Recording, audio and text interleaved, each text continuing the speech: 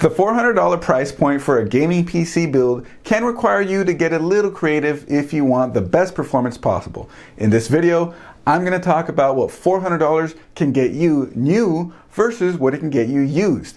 My name is Chris, this is Coalition Gaming, and today I'll be your computer technician.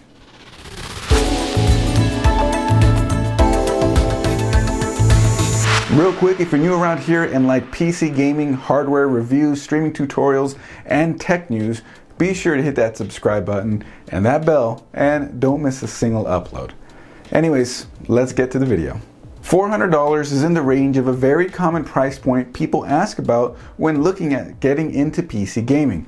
I have a few videos where I sold budget gaming PCs I built for, well, what I listed them was for like $450 and then sort of brought it down from there. And I got tons of offers for $400 and around less than that. So while I was thinking of video ideas to shoot, this came to mind. Obviously, I won't really be able to talk about pre-builts. $400 won't get you very far at all if you wanted a pre-built, but if you wanted to dive into building a gaming PC and didn't want to spend a lot, then this is the one for you. If you watched our The Secret Is Out Best Budget Gaming Combo video that we released back in January, you would know that I feel my new used Meta go-to is, well, it was featured in that video. To summarize, Acer Veriton X4630G motherboard with power supply adapter, 8 to 16 gigs of DDR3, a Xeon E3 1231 V3 CPU, which is equivalent to an i7 4770, and a sub $100 GPU like an RX 470, 570, 480, 580, and in some cases a GTX 970. Then lastly, a cheap CPU cooler. Nothing fancy needed since there isn't any overclocking. After that, case and fans is user preference, and prices on cases change all the time. So buy whatever is cheapest that works for you. Same goes for the power supply and cooler too, I suppose. Now, let's change gears, go down to my desktop so I can tally up these parts and show them all to you. And then I'll compare to what $400 can get you new. So here we are at the streaming setup on my desktop that I use for also recording videos like this. Just keep in mind, every Friday, 8 p.m. Pacific, we stream to Twitch. Make sure to follow us over on our Twitch. That's twitch.tv/Coalition Gaming Crew. Also linked in the description below. Anyways, let's get over to the desktop screen. And here we are, and there I am. So the first setup that I had talked about was the Acer Veriton X4630G based setup. And in some situations, you may even be able to get that full setup for $300 to $350. But prices are constantly changing, and they have changed a lot since when I originally built it. So anyways, let's go over it from the top. So on eBay, I found this Acer Veriton X4630G motherboard. The awesome thing about these motherboards, and special thanks to Tech Yes City for getting me to look at these basically when he did a video back in December about them, is they have 4 DIMM slots. Now, cheap motherboards genuinely don't have 4 DIMMs. This is actually pretty cool. And while it might look like a micro ATX form factor, it actually is going to be only being able to be used in full ATX, rather, yeah, just standard ATX form factor cases. It's as wide as standard ATX, but as short as micro ATX. So that means you can't use it in a micro ATX case, unfortunately. Anyways, you have a PCI X16 slot, you have 4 SATA ports, 4 DIMMs. It's got pretty much everything you need as far as the basics. It covers the basics. Now, you might be looking at that power supply connector there, the main board power. Well, that looks a little weird, right? Well, you just get one of these and you can use a power supply with it, any standard power supply. So pretty simple. So we're looking at $41.24. I got one of these for $30 using the make offer button. So you can try whittling down piece by piece off of eBay, and when it comes to the used parts, by using the make offer button. So offer like $10 less, see what they come back with. You can only save money, right? And then we have the CPU here. Now this might be a bit of a controversial point because it is a little on the expensive side, and the CPU that I chose for the new build is actually not that far in price. But $72.99 for a Xeon E3 1231 V3, 3.4 up to 3.8 gigahertz boost. This is a 4-core, 8-thread 4th gen Haswell CPU. Basically, it's the equivalent to the i7-4770 minus the integrated graphics. So this is still a very solid CPU for basic video editing and gaming and basically everything you could throw at it.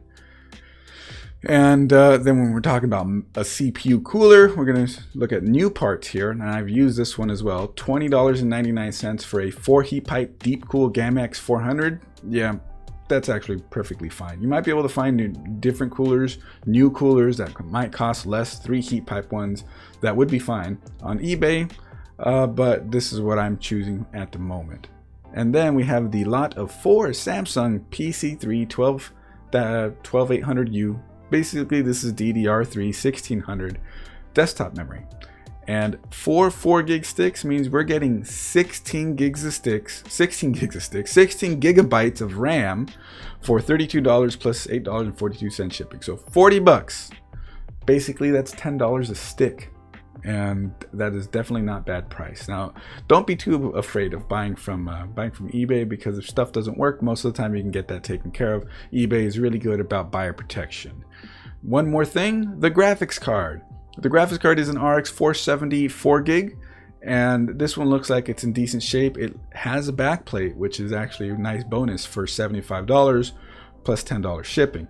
And so a total of $85, and you get a graphics card that's still really great at 1080p gaming. This graphics card has just been the recommended go-to under $100, more like under $90 for a really long time. And well, it remains in that spot. So getting away from eBay now onto more of the new parts, the SSD we're going with is a 250 gig PNY CS900, $35.99. And then let's look at the cases. I decided to go with this one, the Zalman S2 mid-tower case. It has mesh in the front. You will be able to see fans through it too if you get some light up fans. Mesh in the front, and you get an acrylic side panel. It's gonna look good. That's not a bad thing. And for 45 bucks, it's not a bad price either. And then we still need a power supply. They're between 2, and I've used both with good results.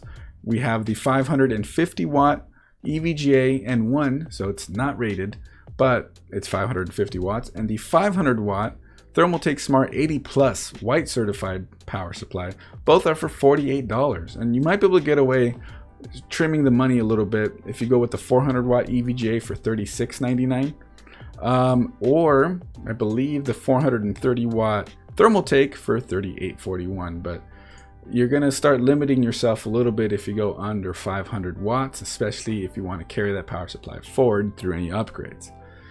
That basically covers everything here. So if we were to tally it all up, let me bring that over here for you guys to see. If we were to tally all that up, we get down to $400.61 on the dot, pretty much. You're still going to want to buy Windows 10 probably. And whether you carry that forward from an old computer, or you go to eBay or one of the online CD reseller sites, CD key reseller sites, you're still looking at $5 to $10 more for Windows. Not that big a deal. So $400 for the hardware. There's your build, and this thing is going to be a 1080p gaming beast. I know it's a little short on storage, but to stay within that $400 envelope is pretty tough. But while maintaining a really good level of performance, let's keep that clear. There are other case options as well that may cost a little bit less, but you will be making certain sacrifices, like lack of a side panel window like on this one from Gamdius, or bad airflow like these two from CopyCase.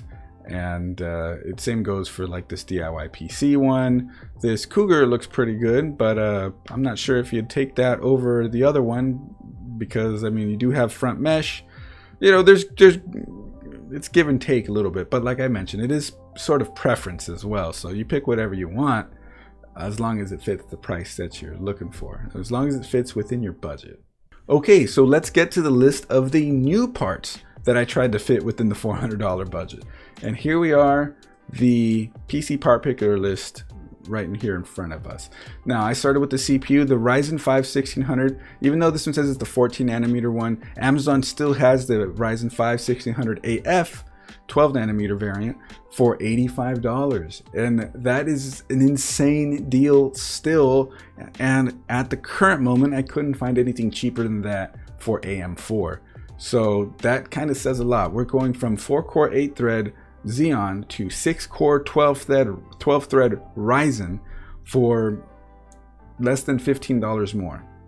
But the picture is bigger than that when it comes to building out the rest of the system, and especially with new parts, because it's a lot more complicated. I went with the ASRock B450M Pro 4 motherboard for $71 because if you're on B450M, especially this ASRock, which has heat sinks on the VRMs, you have a pretty decent upgrade path if you wanted to expand the system. This motherboard also has 4 DIMMs, which is pretty significant. Again, I mentioned that cheap motherboards only have 2 DIMMs. Anything cheaper than this one only has 2 DIMMs, or it's lacking heat sinks on the VRMs. So both things to consider. I still have the tab open here to show you guys. $85 for the Ryzen 5 6600AF, so I'm not making that one up. So yeah, that's the motherboard that I went with, and you can go with like an A320M motherboard, but like I said, you're gonna start limiting yourself to stay within a budget. And if there are certain things you want to break the budget for a little bit, this is kind of one of those things. For RAM, we have the Patriot Viper 4 Blackout 8 gigs, 2 4 gig sticks, DDR4 3000. Decently fast enough for the Ryzen system, but half the amount of what you're getting on the used system. Most things will still run perfectly fine on 8 gigs of RAM, but we're starting to see things use and need more than 8 gigs of system memory, so that is something to consider. But like I mentioned, one of the benefits of this motherboard being on 4 DIMMs is the fact that later on, you can just spend another $40, throw another 8 gigs in, and boom, now you have 16 gigs of RAM and you're set. If you had any cheaper motherboard than this, you would have to throw out this RAM and then get 2 8 gig sticks, and that's wasteful. For the storage, the same PNY CS900 250 gig solid state drive. This is just going to be the best balance of daily usability while being able to fit some games on there. And if you wanted to expand your storage, yeah, you can look into a hard drive to throw in there, but that's another 20 or 30 bucks, and it really starts to inflate the budget here. This will be a good starter drive, and that's kind of where it's at because this is kind of a starter computer. Now the graphics card. To really try to stay inside this $400 budget, this one was a tough one for me to try to justify. We had to go away from the RX 570 to an RX 560. This is the Aero ITX MSI RX 560 1024 CU version. This is a better version because you'll see some that are like 896 cores, and this is the 1024 cores or SPs.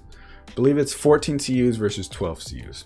That's what it is. Basically, the more CUs you have, the better performance. This is the better performing of the different RX 560s and 460s that you'll see out there. And I've actually tested one with the, if you guys want to see how this one would perform at 1080p, make sure you watch the video linked in the description down below, or I believe it'll be linked right up here as well. And you can see what that graphics card can do. However, it cannot do what an RX 570 can at 1080p. So that is where one of the sacrifices is if you're going to be getting new parts. Moving down the line, we have the HEC Micro ATX Mini Tower Case. Now, because we can't actually get the right size motherboard, we can get a properly sized case that doesn't cost a lot either. And then the Thermaltake Smart Series 430 watt power supply. We got less power supply than the other build, but you know, that's, again, this is some of the sacrifices we have to make to go new parts if you really didn't want to do anything with used parts. Now here's the unfortunate part. As hard as I tried, we still blew the budget a little bit. $412. Not that much more. It's not that big a deal. It's still what I would consider a $400 computer. And yeah, that's basically where we're at with it. The CPU does come with its own included CPU cooler, so fortunately we don't have to budget for that. It's got a cooler already with it. So there we go. I tried to get them as close as possible. $400 for the all used parts computer. Well, most used parts. You get an RX 470. You get a really good setup with that 16 gigs of RAM. But the new build, you get a downgrade on the graphics card to an RX 560, but you get an upgrade on the CPU with the 6-core 12-threaded Ryzen and a better upgrade path. So things to consider there, but if the cheaper or the used part system can do everything that you want and will be able to do everything you want for the foreseeable future, doesn't hurt to consider going that way. An upgrade path isn't the only thing that should sell a computer setup to you. It's all about performance and whether it will do what you need it to do. And both of these can do what you need it to do, but one can do it better, and that's the one that has used parts.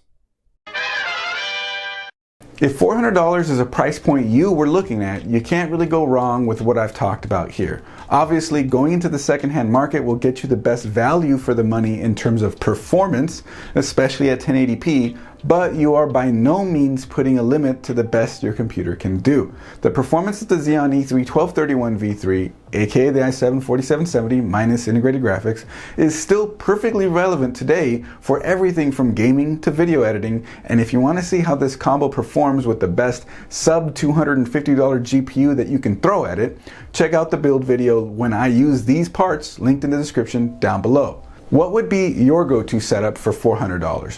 What would you do? Drop a comment down below, let's talk about it. While you're down there, hit that subscribe button and click that like button too. Follow us over on our Twitter, Facebook, and Instagram, and join our Discord. Links to all this and everything that I talked about will be in the video description, so make sure to check that out. My name is Chris, this is Coalition Gaming, and I've been your computer technician. See you in the next video, bye.